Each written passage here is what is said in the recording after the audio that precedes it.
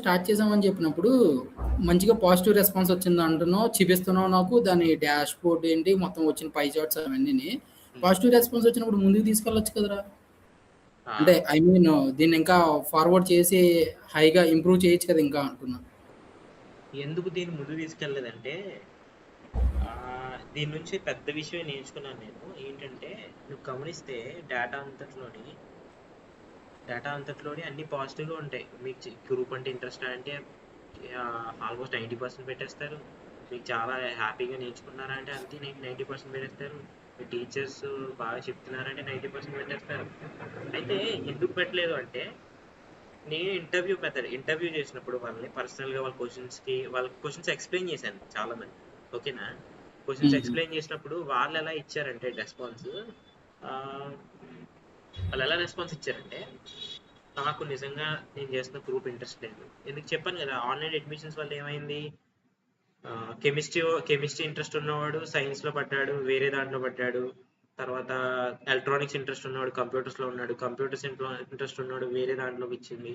అలా interest category wise, తర్వాత preference బట్టి చాలా మంది ఏమైపోయారంటే అవుట్ ఆఫ్ ప్లేస్లో పడిపోయారు. అర్థమైందా? అయితే వాళ్ళకి ఇంట్రెస్ట్ లేదు. ప్లస్ వాళ్ళ కోవిడ్ బ్యాచ్ వాళ్ళకి ఏమైందంటే వాళ్ళకి ఏం చేస్తామో తెలియదు, వాళ్ళకి ఇంట్రెస్ట్ లేదు. కానీ పాజిటివ్గా ఎందుకు వచ్చిందో తెలుసా? వాళ్ళకి ఫస్ట్ క్వశ్చన్ ఏం అడిగాను చూసావు నువ్వు?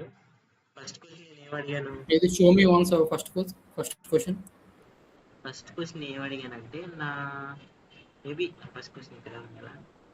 ఫస్ట్ క్వశ్చన్ ఏం అడిగాను గమనించాను. వాళ్ళ పేరు ఫుల్ అడిగాను, నేమ్, ఫుల్ వాళ్ళ నేమ్. పేరు రిజిస్టర్ నెంబర్ అడిగాను కదా.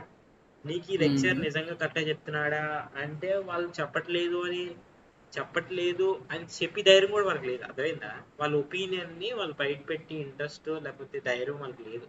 అర్థమైందా? అలా ఉంది education system. Maybe this is my biggest lesson అనుకుంటున్నాను నేను.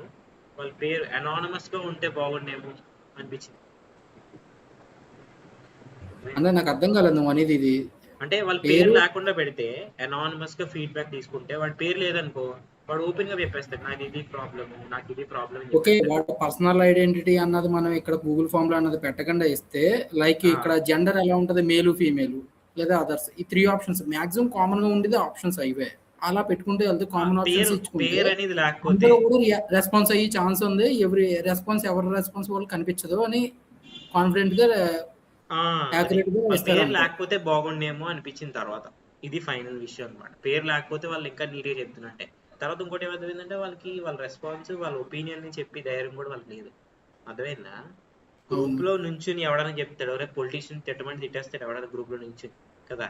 కానీ బయటకు వచ్చి మాట్లాడే ధైర్యం రావాలి ఎవరికన్నా, అంతే కదా. అది ఒక స్పిరిట్. అది నాకు ఈ డౌట్ మేడం, నాకు ఈ డౌట్ ఉంది అని చెయ్యెత్తి ధైర్యం కూడా ఉండదు. ఎందుకంటే లెక్చర్ ఏమంటాడో తెలీదు, వాడు అది నేర్చుకోలేదు అని తిరిగి ఏమన్నా రేస్పేట్ చేస్తాడేమో అనిపిస్తుందేమో. అలాంటి ధైర్యం లేదు. ఆ టైప్ ఆఫ్ మెంటాలిటీతో ఉన్నారు స్టూడెంట్స్ అని నాకు అర్థమైంది. అందుకు ఇది పాజిటివ్గా వచ్చింది. నేను అనుకుంది కాదు, నా ఎక్స్పీరియన్స్ వేరు, డేటా వేరేగా ఉంది. డేటాని బట్టి డిసిజన్ తీసుకోవాలి నిజమే, కానీ ఇది వేరే ఉందనిపించింది. అందుకు ఈ ప్రాజెక్ట్ ముందుకెళ్ళాలి. ఓకే.